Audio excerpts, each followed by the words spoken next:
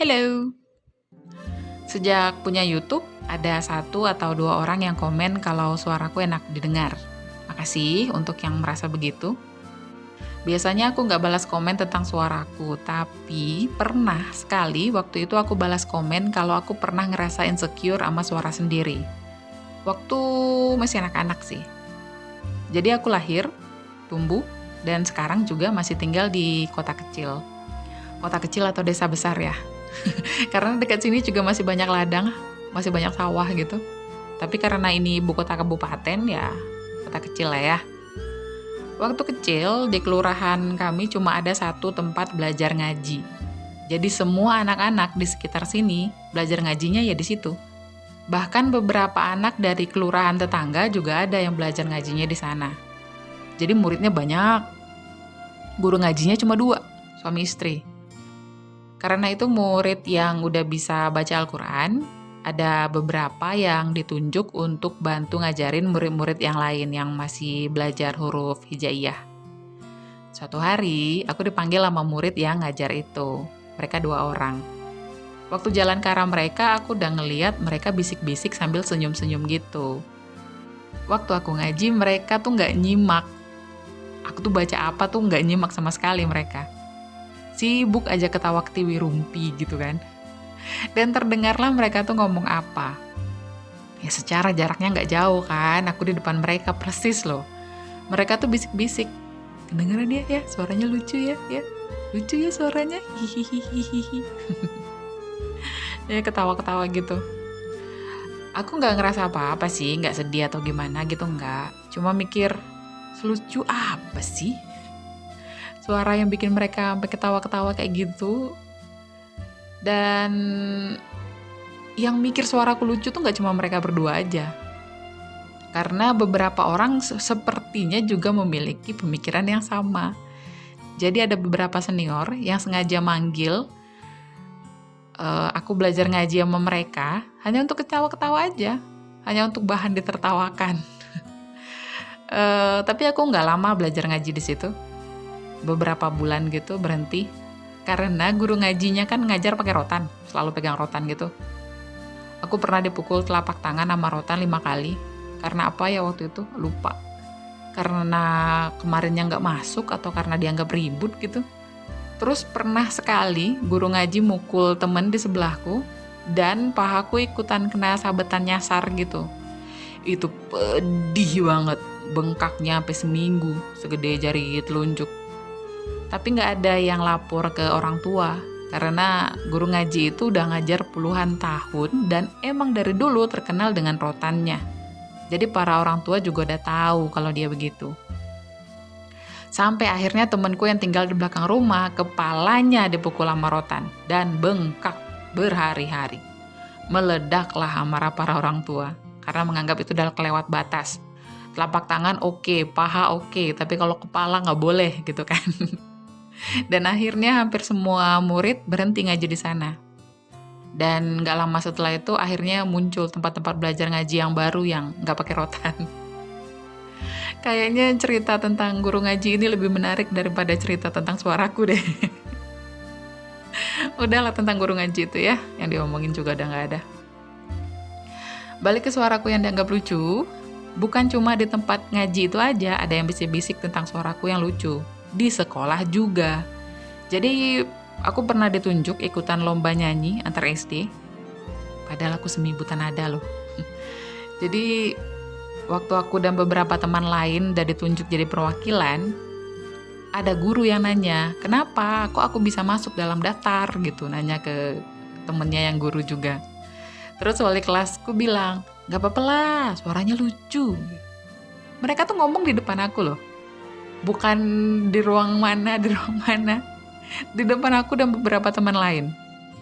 Dan aku semakin yakin kalau, oh emang suaraku lucu.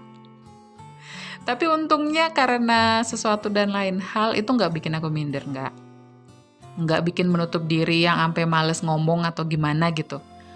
Kalaupun sempat terpikir ya ditahan aja sendiri. Karena siapa juga yang peduli dengan curhatan anak kecil yang gak pede sama suaranya. Terus waktu SMP aku ikut pramuka dan jadi pimpinan regu.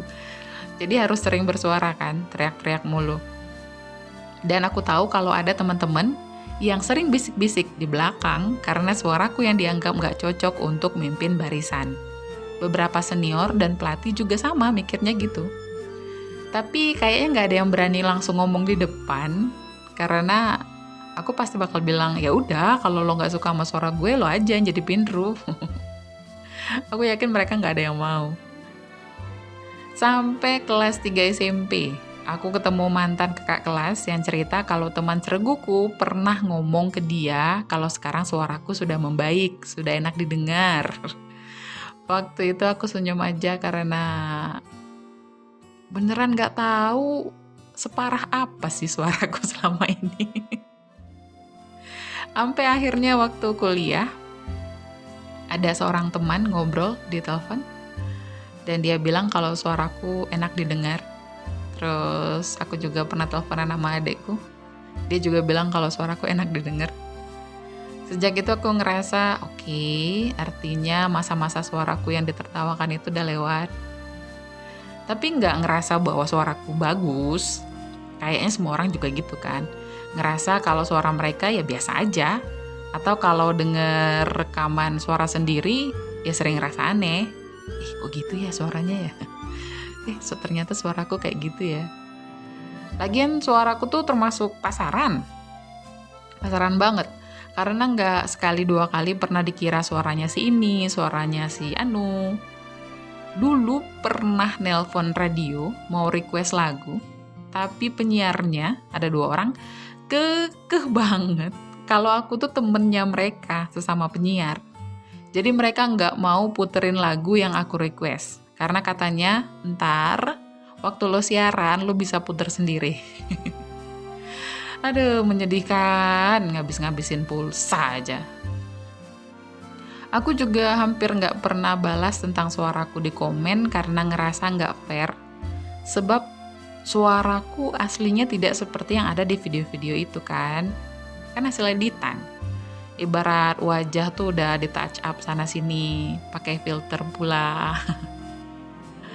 Aneh aja kalau ngerasa seneng dipuji padahal wajah hasil editan kan. Nah, tapi di video yang ini adalah full suaraku yang asli, nggak pakai edit. Ampe noise-nya juga nggak aku hilangin, langsung ditimpa aja sama background. Dan nggak sebulat, nggak seenak suara hasil editan kan. Tapi zaman sekarang, siapa juga yang peduli itu hasil editan atau bukan. Artis-artis yang aslinya ada cakep aja, wajahnya masih diedit-edit. Tapi aku beneran merasa beruntung karena tidak menjadi anak yang pendiam atau minderan karena bisik-bisik kanan kiri itu. Aku yakin ada beberapa yang mengalami kasus serupa walaupun mungkin objeknya berbeda. Seperti kayak jidatnya dibilang aneh, atau telinganya dibilang lucu, atau dalam kasusku dibilang pesek. Dan beberapa dari mereka akhirnya menjadi pribadi yang tertutup karena omongan-omongan itu. Aku juga termasuk dalam pribadi yang tertutup sih. Wah, jangan-jangan aku gak nyadar aja kalau sebenarnya bisik-bisik itu mengganggu mental ya. Sudahlah. Intinya adalah, kalau nggak bisa ngomong yang enak didengar, mendingan lu diem deh. Apalagi kayak guru-guru SD itu kan udah dewasa ya. Ngapa juga ngomong gitu di depanku kan? Wes lah, makasih udah denger. Bye.